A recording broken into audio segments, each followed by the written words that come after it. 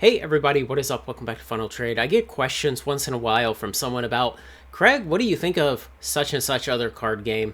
Final Fantasy, MetaZoo, Digimon, whatever else.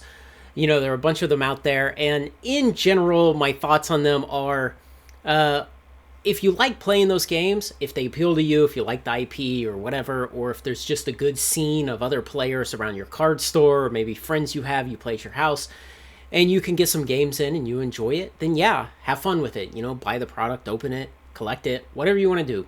When it comes to putting stuff back in the closet for the long term, one of the things we always have to be cognizant of is the network effect. And in the future, you hope to extract more money from these sealed products than you put into them in the past.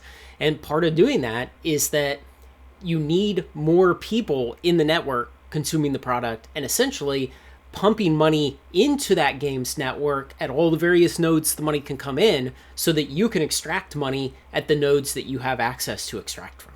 And so when you see games like, say, Weiss, where sell-through volumes are very low, play is virtually non-existent, then, it's going to be kind of hard to find a bunch of money to extract from that market in the future if you're buying heavily into the sealed product.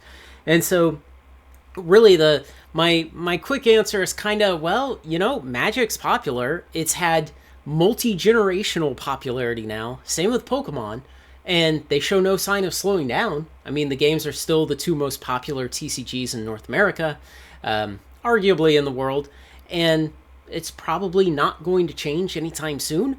And so in terms of support from card stores, distributors, collectors, investors, everybody else in the network, there's always money coming in. And so in the future, when you have those boxes of Pokemon or boxes of Magic and you want to extract money from the network, there's going to be plenty of cash sloshing around in that network for you to take money out from. And so that's just kind of the bottom line up front quick answer is it's kind of like, well, why take the risk, But again, if you just like the IP, you like the game, whatever, then have fun, do it. Go buy a bunch of it and play with it. But when I go to really look at some of these games sometimes, there are objective data that I try to find. I try to kind of anecdotally find objective data, we might say. So what are some of the ways that I do that? And maybe I can kind of equip you with some of these things, and maybe you will have some ideas for other things I could be looking at just to get kind of a quick gauge of what's the real popularity of this game. So I'm going to come over here to TCG Player, and I'm going to pick on Final Fantasy because I had a viewer ask me specifically about Final Fantasy, and I've never really looked much into it. Now, one thing I will say is these games based on particular IPs, I'm slightly more negative on them than otherwise, because when the game is based on the IP, one day the IP will go stale. And no matter how much you like Final Fantasy, one day Final Fantasy will be a stale IP and people just won't care anymore. It's kind of like Stargate. Stargate ran from, 94 to 2004 on TV. You had a couple made-for-TV movies. You had the original movie in 1993, but nobody really cares about Stargate anymore. Some people nostalgically go back and they rewatch the series once in a while, and it was a fine series, nothing wrong with it, but there aren't a bunch of people clamoring around to keep Stargate going into the future now 30 years after it originally began. And so these games that are heavily based on other IPs, especially kind of tightly locked into them, I'm a bit negative on them. Now, I will say that I'm also a bit negative on something like the Universes Beyond Fallout. And so, for Magic to do a crossover with Fallout's a pretty old IP, and we could probably pretty well agree that it's already on the tail end of its life cycle. It's probably past its peak in terms of popularity. And so, I don't really like the idea of buying a bunch of sealed boxes of Universes Beyond Fallout and putting them back in my closet for the long term, just because it's already a IP past its peak. But what can we find from just coming in here and looking at some of this? So, I sorted by best match, and best match is probably the best way to do this. It's some kind of measurement of how often people actually click on these things. And so you will tend to get stuff that people are buying more often and things that are newer and more relevant to a game. And so I just clicked on a couple random of these cards that were here, and I figured I'd come through and I'd look at what's the sell-through rate. What does it look like? And so today is December 4th, and so we might come back to, say, the 27th and see just how many copies of these have sold in the last week. You know, looks like about 20, 25 copies. Just eyeballing it from that. That's pretty good. 25 copies of this popular single. And we'll take another one here, and we'll come back. Yeah, you know, pretty similar. Probably about 20 on that one. So not too bad. And a third one, just to make sure we're not kind of fooling ourselves with too small of a sample size. And this one looks even better. I mean, we actually have to click through to a second set. Yeah. So, you know, there's probably 35 or 40 copies of this sold. So that's actually pretty good. That's more than I would have expected from something like this. And so then I'll come along and I'll look at, well, what about the sealed product? How does that do? And I can search through for the same way, best match. And this is probably going to be the most recent booster box released. We can double check that if we come over here. Yep. So it only appeared on TCG Player in pre-release sometime around August 21st, and I would bet this was the release day somewhere in here where it falls off a cliff like it should on release day. And then now it's a week or two after release, and what's the sell-through rate on sealed boxes? Yeah, not too bad. Again, we have to go to the second set of results to get back to the 27th to look back a week ago. Yeah, so probably 40, 50 boxes in there sold in the last week of whatever this most recent expansion for Final Fantasy is. So then we come through here, and I took the same results page, but I sorted high to low just to look through what are the most expensive boxes going for. Now, these first 6 results are cases, so this is the first single box, $450, and then I just did a quick search, and I said, okay, when did that release? Well, it looks like it's a 2016 box, so that's a 7-year-old box, and it's $450. I mean, that's pretty good. Not bad. And so all of this kind of makes me think there's a decent following to this. You know, it can at least generate some sales on TCG Player. I'm pretty sure Final Fantasy is not included in the direct program on TCG Player, so there's not that huge of a volume of sales. But there's something there. There's people buying singles. There's people buying the most recent releases, booster boxes, and apparently there are 5 listings of this oldest box that's up, or not necessarily oldest, but the most expensive box that's listed up here. So not terrible. Now, one other thing that I like to look at when people say, Craig, what do you think about this other game? And, you know, besides just talking about how the network effect kind of predisposes it to probably not being a good investment long term, but I like to come over to YouTube and I search for that game and TCG gameplay, and I just see how many people are making videos about this TCG and actually uploading gameplay videos onto YouTube.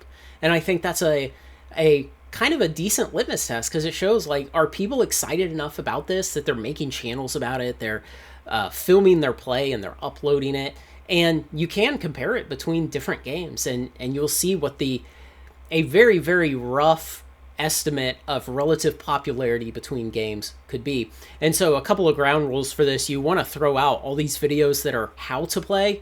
You're not interested in how to play, because there's a lot of like low effort videos that get made for how to play every TCG. I mean, you know, there's Professor, and I love Professor, but you know, he will pump out a how to play video on every single TCG he can find just to create another video, and it doesn't really add anything. So we have this, at least the first result, it's 2 guys playing, and it looks like a TCG channel, but it is 1 year old. And if we come down here, Opus 2 gameplay. Oh, the other of the 2 ground rules was that you need to disregard videos from the YouTube channels of the company that makes the game. Because, I mean, if you look for the Fab TCG YouTube channel, which is Legend Story Studios YouTube channel, they have tons of videos of James White and the other Fab developers playing the game with each other. But, you know, we should probably disregard those, because those aren't exactly organic fan content. Okay, so here's Trading Card tutorial series. We're not really interested in that. So 6 years ago, there's a video.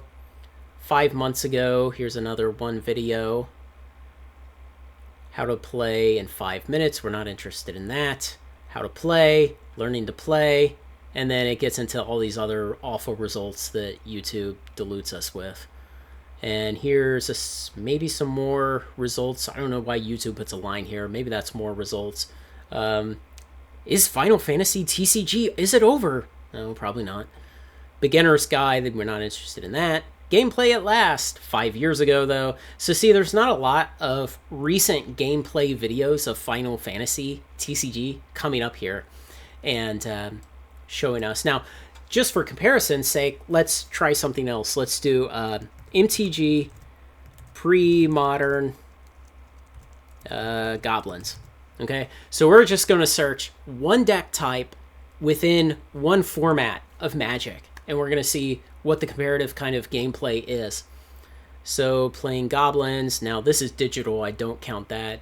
This guy's just, is he going to get into some actual play? It's not showing the preview. Why is it showing Nan to Nan? Good job, YouTube.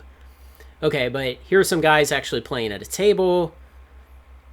Is this one going to turn into actual people playing once it gets past? Your intro's too long. I play Magic. Maybe he turns into real gameplay. Now, Cloud Goat Ranger, that's all gameplay. That's a channel that is almost exclusively, I believe, pre-modern Magic. So it's people actually playing. Here's one 4 months ago. This one had been 7 months ago. Cloud Goat Ranger playing Goblins 11 months ago, a year ago. Hey, there's pre-modern deck tech mono blue stasis from Final Trade. That looks like digital, but you can see there are a lot more videos out here, and we've drilled all the way down on here. Oh boy, stasis versus goblins. Everybody loves stasis. We've drilled all the way down here to one deck archetype within one format of Magic, and we're getting more results, and we're getting more recent results than just generally searching Final Fantasy TCG gameplay. And so I kind of take that into account, and some of these games are absolute wastelands. I had this question recently about somebody was asking all at once, they wanted to know what I thought about Sorcery, MetaZoo, One Piece, and Weiss.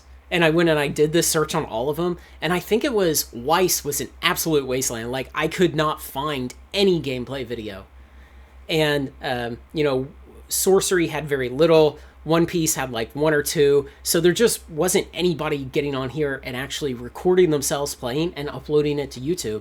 Now, obviously, there's a lot for this. There's a decent amount when you go look for Pokemon. There's a lot for Flesh and Blood. And so I think that's a very good litmus test of how excited are people actually for this game. Are people going out and really playing it? Because fundamentally, if we're going to put these seal boxes back into our closet for the long term, we need those players and those collectors in the future to want to buy those boxes. That's the whole point. And so if there aren't people actually playing the game and wanting to be excited about maybe opening an old box or having an old box sitting up on their shelf one day, then there's no way for us to extract money from the network in the future.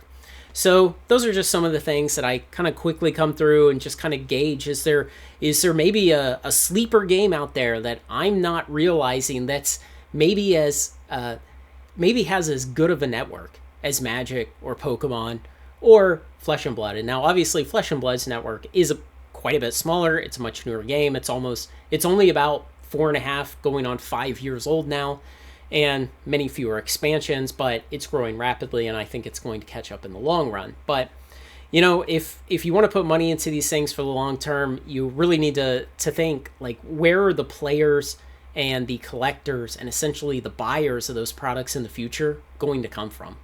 And if you can't find them today, when the game is already several years old, where are they going to start coming from in the future? Because there's only so much pie to go around when it comes to all these different TCGs. There's only so many players with so much money. And the bigger networks that are stronger give a better payback to people who join them.